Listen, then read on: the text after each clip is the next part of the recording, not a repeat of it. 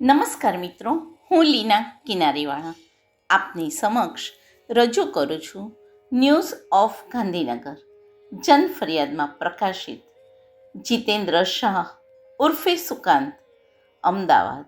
લિખિત નિખિલ કિનારીવાળા, અમદાવાદ અને Rajul Kaushik, Boston, USA. સંપાદિત લેખ. સૌજન્ય તંત્રી શ્રી પ્રદીપ રાવલ, સુશ્રી મીનાક્ષી રાવલ. સંગીત ધનજીભાઈ ઘડિયા ઉર્ફે મુરલી, જુનાગઢ. વિડિયો સંકલન કૌશિક શાહ, USA. પ્રસ્તુત છે લેખ. વિષય સન્માન. શીર્ષક એકડા વગરના મીંડા.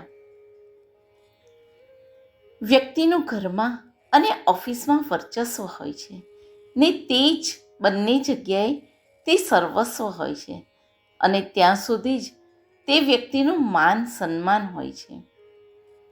જૂની પેઢી જાણતી હોય છે કે respect should be commanded, not demanded. માન સન્માન માંગવાથી નથી મળતું, તમારા સ્ટેટસ પ્રમાણે મળે છે. નવી પેઢી જો સમજુ અને હોશિયાર હોય તો ઘર અને ઓફિસમાં વડીલને માન સન્માન આપીને રાષ્ટ્રપતિ બનાવે છે અને તેમના હાથ નીચે ધંધામાં અને ઘરના વ્યવહારમાં હોશિયાર બને છે.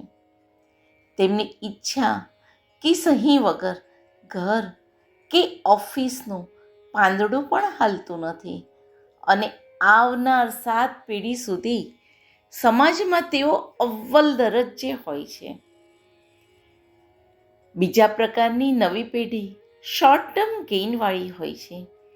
આવી પેઢી તમને ઓછું દેખાય છે, ઓછું સંભળાય છે અને ચાલવામાં પણ તકલીફ પડે છે તેમ કહીને તમારો એકડો કાઢી નાખવાની વિતરણમાં હોય છે. પણ તેમને ખબર નથી કે તે એકડા વગર તમારી સમાજમાં કિંમત મીંડાની પણ નથી. સમાજમાં તો તે એકડાનું જ માન સન્માન છે. સારી તસવીર માણવાનો આનંદ જુદો હોય છે અને સારો આનંદ માણવાની તસવીર જુદી હોય છે. મહેનત કર્યા પછીની તકદીર એકડા પછીના મીંડા જેવી હોય છે. જેટલા મહેનતના મીંડા વધારે તેટલી તકદીરની સાઈઝ મોટી. મહેનત વગરની તકદીર એકડા આગળના મીંડા જેવી હોય છે. ગમે તેટલા મહેનત વગરના મીંડા ઉમેરો, જવાબ એક જ આવશે. કુટુંબને આગળ લાવવું હોય તો મીંડું ક્યાં મૂકવું તેનું જ્ઞાન હોવું જરૂરી છે.